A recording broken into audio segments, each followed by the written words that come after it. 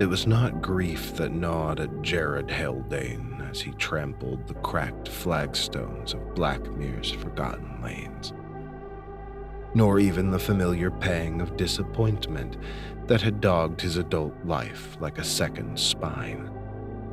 Grief, after all, requires something to be lost, whereas Jared had only ever suffered the recurring discovery that what he yearned for was never his to begin with. Tonight, however, his rancor felt corporeal, an effulgent bile that climbed his throat like the reflux of some unseen disease. He had once again been denied. Another position taken by another man. A rival. Younger, smoother, better connected. Perhaps no more talented, but inevitably better regarded. The night was thick with a humidity that made the sodium lamps weep halos of jaundiced light, their luminosity blurred as though the very air had become lachrymose. Blackmere was a town of rotting things, its walls dressed in moss, its gutters lined with scabs of rust, its people moving with the weary indifference of those who had accepted that prosperity had forgotten them.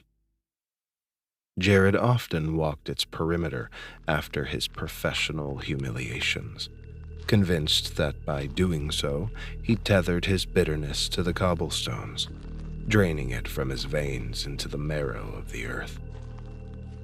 But this night, the ritual betrayed him. Beyond the boundaries of the decrepit churchyard, where nettles rose like serrated guardians, Jared stumbled upon a patch of earth so wrong in its complexion that his first impression was of an abscess torn into the world's flesh. The soil was not soil, but a puckered miasma of black-green rot, pulsing faintly, as though exhaling some subterranean effluvium.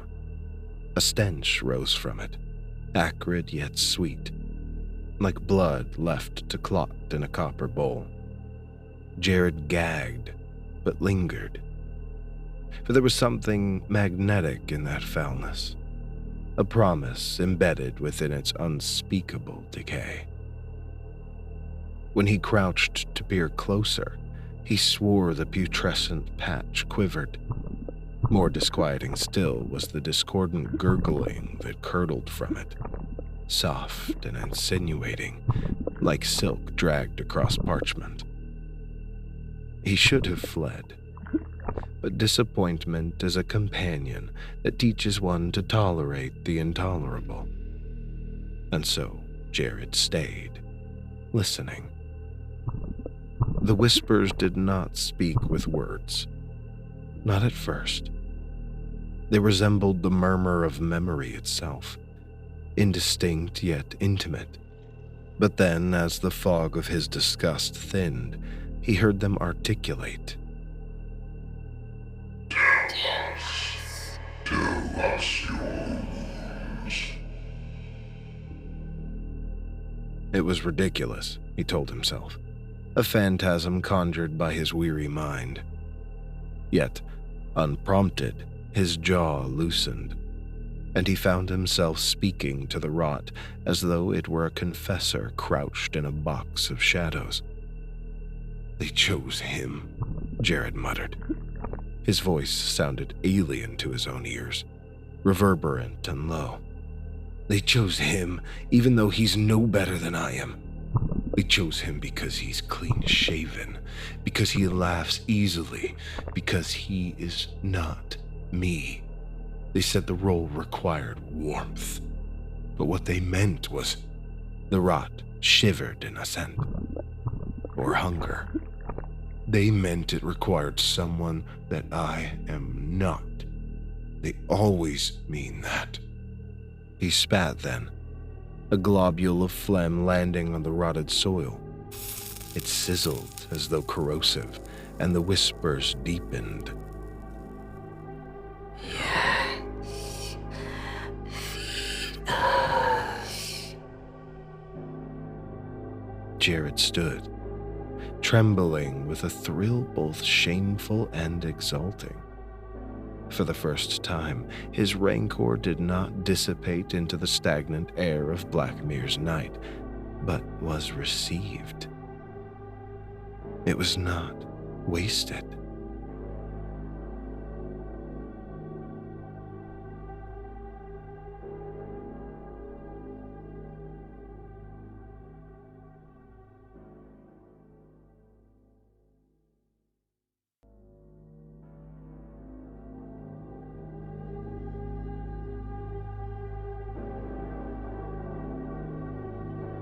In the days that followed, Jared returned. He told himself it was curiosity, but he knew it was need. Each night he found the rot spread wider, as if fattened on his confessions.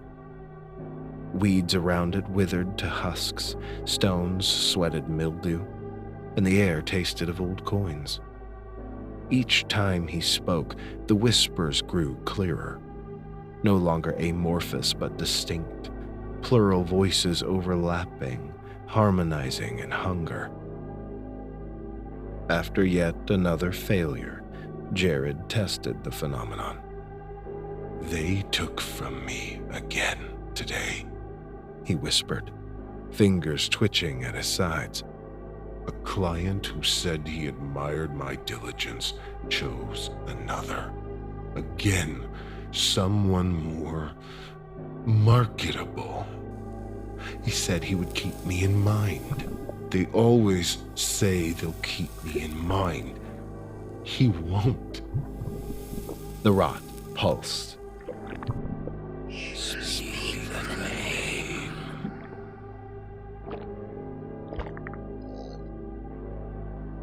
He hesitated, feeling the weight of some unwritten contract press upon his chest. But the hunger in him was stronger. "Michael Aldrin," he said at last. "That was his name." The soil sighed, a sound like marrow sucked from bone. The whispers crescendoed, then settled into silence. Jared stumbled back, chest pounding. He hurried home and drank until sleep strangled him. The following day, the news arrived.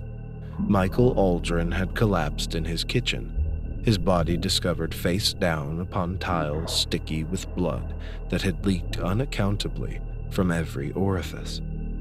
The coroner spoke of aneurysm, of inexplicable rupture. Jared spoke of nothing, but his dreams throbbed with the scent of clotted soil and whispers chanting his name in jubilant recognition. And thus the ritual solidified. Each bitterness Jared carried, each envy, every grievance, each petty humiliation, he poured into the rot, and the rot responded. Names became offerings, and offerings became deaths.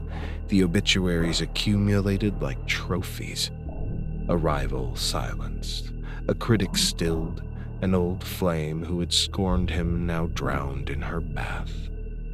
Jared began to feel less a man than an adjudicator of fates, wielding entropy like a blade. Yet with each offering, the rot swelled.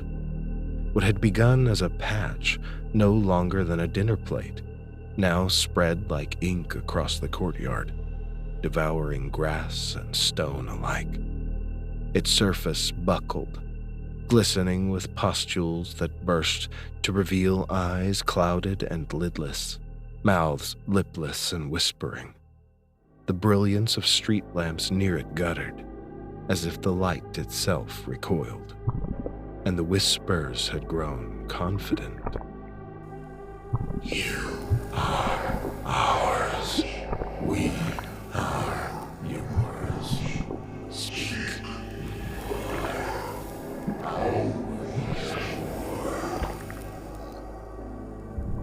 Jared no longer walked the lanes out of bitterness, but out of devotion. His life beyond the churchyard diminished to a gray pantomime, Food tasted of ash, conversation of futility. Only the rot was real. Only its chorus authentic.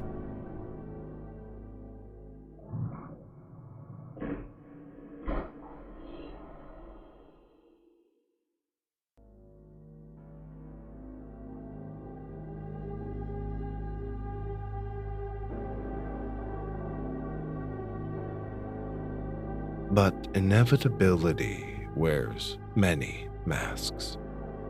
And Jared soon discovered the rot's appetite was not sated by enemies alone. One evening, after a day devoid of new humiliations, Jared approached the churchyard, anxious, even trembling. He had no names left. The rot sensed his hesitation and writhed, pustules rupturing, the whispers merging into a single thunderous imperative.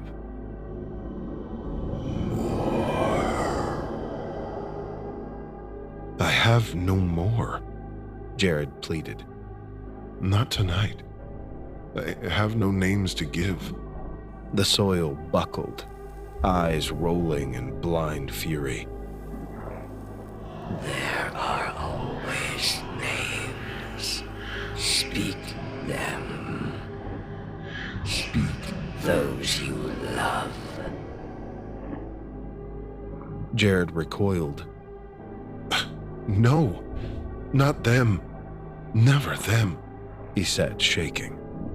The rot pulsed, its circumference swelling in grotesque splendor. The whispers thickened, crowding his mind, listing names unbidden. His sister, his mother, long-forgotten friends. He clapped his hands over his ears, but the litany was internal, inscribed upon the marrow of his bones. Speak them, or we shall speak you. That night, Jared dreamt of an ocean of rot swelling across the earth, continents dissolving into slush, the sky curdling with spores, humanity sinking into a grave of its own bitterness. And at the center of it all, himself, dissolved, absorbed, yet still conscious, a nerve ending in the body of something vast and patient. He woke screaming. His apartment stank of loam and iron. His fingernails were black with soil, though he had not left his bed. The deaths continued. Even though he withheld names, strangers collapsed in the streets, their corpses staining pavement with unearthly mildew. Entire households were found rotted from within, their flesh bloating, their walls weeping sap. News anchors struggled to describe the contagion. Doctors faltered before its obscenity. The whispers informed him. This is your gift to the world. This is what you have always desired. To be known. Jared understood, and with a clarity both crystalline and annihilating, that the rot was not confined to the churchyard. It had only gestated there, nourished by his bitterness, his hate. Now it flowed everywhere, a radiant disintegration, the harvest of all bitterness sown across mankind. His offerings had been a key, and the lock had long awaited turning.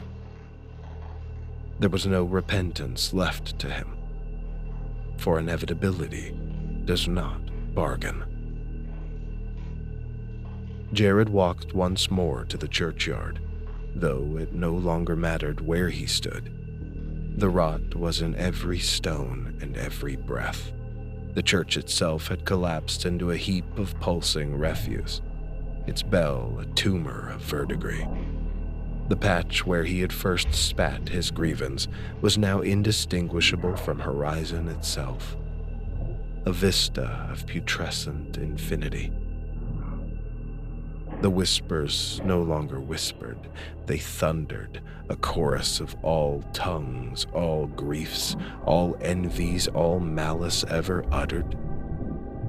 They knew his name, yes, but they knew all names, for bitterness is the universal language. Jared sank to his knees, flesh softening, fingers unraveling into tendrils. His last thought before he was absorbed into the infinite banquet was not of resistance, but recognition that all human disappointment, all envy, all festering spite had always been food for this thing. He had only been the first to listen close enough. The rot did not end with Jared. It would never end. It had been waiting since the first man begrudged his brother, since the first woman envied her sister, since the first child felt neglected in a parent's gaze. Jared was not a prophet, nor even a victim. He was merely a witness to the inevitability that bitterness births.